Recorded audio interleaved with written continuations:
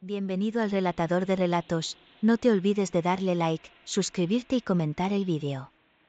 También puedes mandarnos tu historia a la página de Facebook. ¡Felices pesadillas! Les cuento rápidamente mi trayectoria dentro de la Armada de México. Primero, obviamente, fui de infantería de marina, después escolta de funcionario, luego policía naval. Inclusive tuve la oportunidad de estar en varios grupos tácticos, era muy bueno y subí muy rápido de rango. En total tuve 25 años computados, estuve con licencia ilimitada gracias a los honores que me había ganado, luego y se me concedió baja, dejando de estar de licencia ilimitada a retiro. Después de eso regresé a la ciudad de Veracruz, con mis padres, yo no les guardaba rencor, después de todo ellos tan solo habían hecho lo que consideraban que era lo mejor para mí. Estando ahí, gracias a mi antecedente como marino, pude ingresar a la Policía Intermunicipal Veracruz Boca del Río, a día de hoy ya no existe porque fue absorbida y posteriormente sustituida por la Marina. Al momento de ingresar me designaron al sector 3, específicamente me asignaron el resguardo de una zona de construcción residencial en la colonia Vicente Lombardo Toledano, que es la misma colonia en la que yo vivía con mis padres. Me colocaron ahí porque yo así lo solicité, cobré un favor, por eso no pusieron ningún pero. Esa zona de construcción aún estaba en obra negra, no estaba solo, me asignaron a un compañero, Gapi. Nunca supe si ese era su apellido o solo era un apodo. Les explico el horario que nos asignaron a Gapi y a mí, a ver si no los revuelvo. Primero, entrábamos el viernes a las 5 de la tarde y salíamos el sábado a las 5 de la tarde, es decir 24 horas. Luego, descansábamos lo que restaba del sábado, también todo el domingo, volvíamos a entrar el lunes a las 5 de la tarde para salir el martes a las 5 de la tarde, otras 24 horas. Descansábamos lo que restaba del martes, todo el miércoles, todo el jueves, y volvíamos a entrar el viernes a las 5 de la tarde. Nosotros no éramos los únicos que estábamos en la obra negra, el lugar tenía a sus propios veladores, nosotros solo estábamos de apoyo esos días. Gapi y yo hicimos muy buena amistad con uno de los veladores, le decían Don Hugo. Era un señor de edad avanzada, él, desde el primer día que nosotros entramos, nos comentó que, en la parte posterior de la construcción había un camino que, muchos años atrás, había sido usado por la condesa de Malibrán. Según Don Hugo, en esa zona de la construcción ocurrían varios fenómenos paranormales, el más peligroso era cuando se manifestaba la condesa. Para los que no conozcan quién fue la condesa de Malibrán, les contaré su leyenda de forma breve. Nadie sabe con certeza hace cuántos años ocurrió todo, pero la creencia popular sugiere que fue cuando Veracruz era una ciudad amurallada. El conde de Malibrán, que era muy popular por formar parte de la corona española, estaba casado con una hermosa mujer. Él, precisamente por su posición dentro de las altas esferas, solía salir mucho de viaje por prolongados lapsos de tiempo. Su esposa aprovechaba cada que él salía para ir a visitar a una bruja, pues resulta que la condesa no podía tener hijos, y el conde, claramente, necesitaba tener descendencia. La bruja le dijo que una hechicera le había lanzado una maldición, precisamente para que no pudiera tener hijos. Lo que estaba ocurriendo era que la condesa no solamente aprovechaba la ausencia de su esposo para ir con la bruja, sino que, en varias ocasiones, se acostaba con jóvenes marineros. Y no solo eso, sino que, de vez en cuando, ella mataba a sus amantes para poder bañarse en su sangre, creía ciegamente que eso la mantendría joven y bella. Cada que tenía un nuevo amante, le decía que para poder estar con ella primero debía deshacerse del cadáver. No los mataba a todos, solo a unos cuantos desafortunados. Resulta que uno de esos marineros, de los que no fueron asesinados por la condesa, era hijo de una hechicera, había sido ella la que le lanzó la maldición a la condesa, pero no lo hizo para privar al conde de tener descendencia, sino que la hechicera lo que no quería era que su hijo fuera a embarazar a la condesa, porque si el conde se llegaba a enterar podía costarle la vida al joven. Y, aunque aquella hechicera era muy poderosa, la bruja era más fuerte, por lo tanto, a petición de la condesa, pudo romper la maldición que no la dejaba tener hijos. Poco tiempo después logró quedar embarazada y tuvo a un varón. Pero, a pesar de que debía estar al pendiente de su bebé, ella siguió invitando a otros hombres a estar con ella mientras su esposo no estaba. Un día el conde volvió antes de lo previsto, descubriendo en ese momento la infidelidad de su esposa. Entonces él, sin pensárselo 2 veces, sacó su afilada espada para matar a la condesa y también a su amante. Luego, el conde, con su uniforme manchado de sangre, les ordenó a sus sirvientes que se deshicieran de los 2 cuerpos. Lo que ellos hicieron fue arrojar los cadáveres a una fosa habitada por cocodrilos. Los animales borraron todo rastro de lo sucedido. Sin embargo, la cólera del conde no terminó ahí. Él, dadas las circunstancias, se convenció que el bebé no era hijo suyo, y por eso también ordenó que la criatura fuera arrojada a los cocodrilos. Y fue de esa manera que nació la leyenda de la condesa de Malibran, una mujer que se bañaba en sangre humana por recomendaciones de una bruja. Entonces, según don Hugo, el fantasma de esa mujer se aparecía en la parte posterior de la construcción.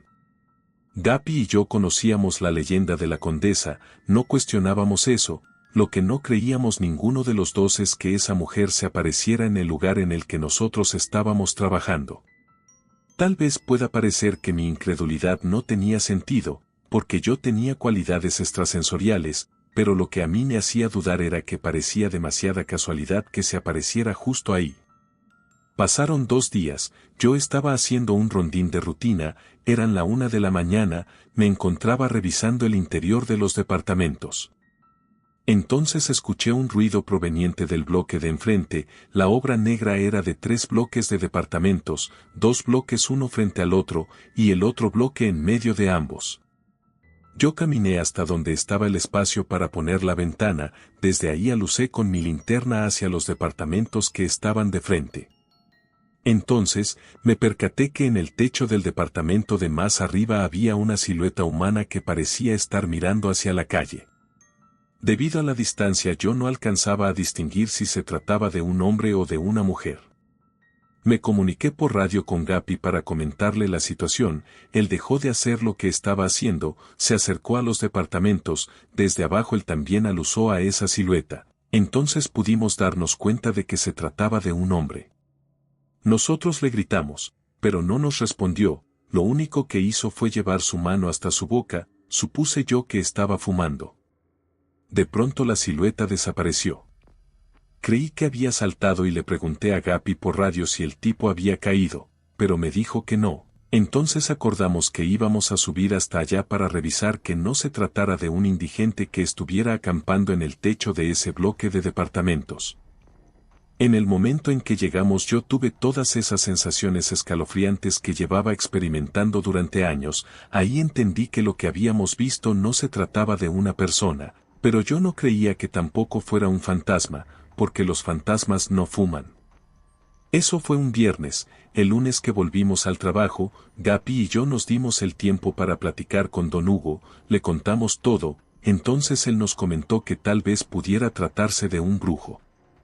Nosotros no entendíamos qué se suponía que un brujo podría estar haciendo en una construcción. Don Hugo nos recordó que estábamos en Veracruz, que los brujos estaban en todas partes, que no era necesario que hubiera un motivo para que el brujo estuviera ahí, que tal vez simplemente había ido a disfrutar la vista. Aunque también existía la posibilidad de que antes de que se iniciara la construcción el brujo pudiera haber tenido enterrado en el terreno algunos de sus trabajos y estaba ahí para asegurarse de que no los hubieran sacado. Mi experiencia como marino me decía que simplemente había que dispararle, que con eso estaría todo arreglado, pero don Hugo dijo que esa era una pésima idea, que con los brujos nunca se sabe qué tan poderosos pueden ser, que había muchos que eran inmunes a las balas. Entonces, si yo le disparara y resultaba ser uno de esos, lo único que yo iba a conseguir era que el brujo me lanzara una maldición para matarme, o peor aún, que le hiciera algo a mis padres. Gapi y yo decidimos que dejaríamos en paz a ese brujo. Lo seguimos viendo por mucho tiempo, pero fingíamos que no estaba ahí. Pasó el tiempo. Una tarde, que mi compañero y yo íbamos entrando a turno, nos encontramos a don Hugo. Él ya iba de salida, nos dijo que se le había aparecido la condesa. Él, a pesar de que sabía que se aparecía, Nunca le había tocado verla, por eso estaba muy asustado. Nos dijo que ella iba vestida de blanco, que tuviéramos cuidado, porque nos podía matar de un mal susto. Nosotros creímos que estaba exagerando, pero don Hugo nunca volvió a trabajar porque murió esa noche. Marinos. Historia de terror. Gapi y yo quedamos muy consternados, también teníamos miedo. Una madrugada, como a las 3, empezó a caer una leve llovizna. Yo estaba haciendo un rondín, y, aunque no quería hacerlo, forzosamente tenía que ir a la parte posterior de la construcción. Desde esa zona se podía ver un terreno que estaba atrás. Era una familia que vendía quesos, por lo tanto, tenía sus corrales de vacas. Pero, como nunca antes, las vacas empezaron a hacer mucho ruido. Para empezar, se supone que deberían estar dormidas. El simple hecho de que estuvieran despiertas ya era raro, pero tal vez se debía a la llovizna. Sin embargo, el ruido que estaban haciendo no era normal, era como si algo las estuviera asustando. De pronto me empezaron a sudar las manos. Es difícil de explicar, pero, a pesar de la llovizna y que, obviamente, me estaba cayendo agua, no sentía mis manos mojadas, sino, sudadas, un poco calientes. Quise alejarme de ahí, pero en cuanto di un paso sentí como si la tierra lodosa desapareciera, luego una presión sumamente fuerte en mi espalda. Algo paranormal estaba ocurriendo, podía sentirlo. Entonces de entre las vacas salió una figura blanca. Era la silueta de una mujer, pero la túnica que vestía brillaba más que la luna. Estaba avanzando hacia mí, pero no caminaba porque no tenía pies. Su túnica flotaba levemente sobre la hierba. Corrí, pero, debido a que sentía que el lodo se desaparecía, perdía la noción de dónde pisar. Por eso me caí. Logré levantarme para correr, pero volví a caer, y a puros tropiezos pude alejarme de ahí, hasta llegar con Gapi. Le comenté lo que acababa de ver. Él me dijo que quería ver, pero le alegué que no era una buena idea. Aún así, él me ignoró y, con su linterna en la mano, corrió a revisar. Regresó pálido del susto. Me contó que antes de llegar a la periferia de la construcción, cuando todavía le faltaban entre 6 y 7 metros para llegar, pudo ver la figura femenina vestida con su brillante túnica. Gapi también la vio levitar.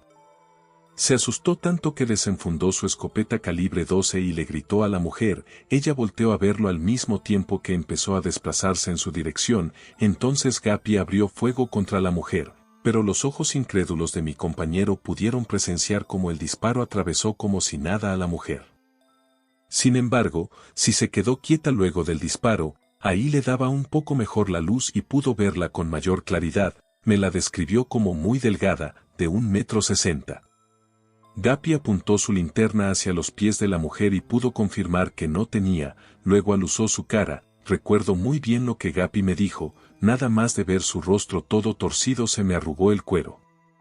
Después de esa noche la condesa se empezó a aparecer del diario. Nadie sabía cuál era el motivo. Todos los veladores la veían, nosotros también, sin falta. Cada lunes y cada viernes se aparecía en la misma zona. No necesariamente salía de entre las vacas, podía salir del lodo o de una pared, nunca se sabía. Por eso daba miedo ir a revisar la parte posterior de la construcción. Debido a las múltiples quejas de los veladores, la persona encargada de coordinar todo lo que tenía que ver con la obra negra decidió acudir con un sacerdote para pedirle que se fuera a dar una vuelta por el terreno. El cura se presentó en la construcción, pero dijo que la carga energética maligna era tan abundante en la parte posterior del lugar, que él no podía hacer mucho, ya que esa clase de entes solo pueden ser expulsados cuando se manifiestan, y él no iba a acudir en la noche. Entonces solo nos dio la recomendación de que cada que cualquiera de nosotros tuviera que pasar por esa zona, lo mejor sería llevar alguna cruz, ya fuera en pulsera, en collar, en anillo, o ya por lo menos improvisar una cruz con 2 palos de madera. Antes de irse, el sacerdote nos dejó un galón de agua bendita. Dijo que la usáramos cada que lo creyéramos conveniente, pero también nos aclaró que una gota tenía el mismo efecto que 10 litros, así que no tenía caso utilizar mucha agua en cada ocasión. Gapi y yo no nos quedamos conformes. El viernes que nos volvió a tocar ir a trabajar, se nos ocurrió una idea. Conseguimos 2 varillas, también un poco de alambre galvanizado, sumergimos todo en agua bendita, fuimos a la zona donde se aparecía la condesa, luego con el alambre galvanizado amarramos las 2 varillas de tal forma que formaran una cruz. Al velador que le tocó acompañarnos durante algunas horas del turno, le pareció buena idea quitarse un rosario que él llevaba puesto y dejarlo colgando en la cruz hecha de varilla. Aunque no lo crean, a partir de ese momento la condesa dejó de aparecerse, entonces, solo para estar seguros de que era la cruz de varilla lo que había funcionado, decidimos quitarla durante una noche. Esa noche sí se apareció la condesa, entonces mejor volvimos a colocar la cruz de varilla. Algún tiempo después Gapi y yo fuimos reasignados para cumplir con otras labores, ya no nos colocaron juntos.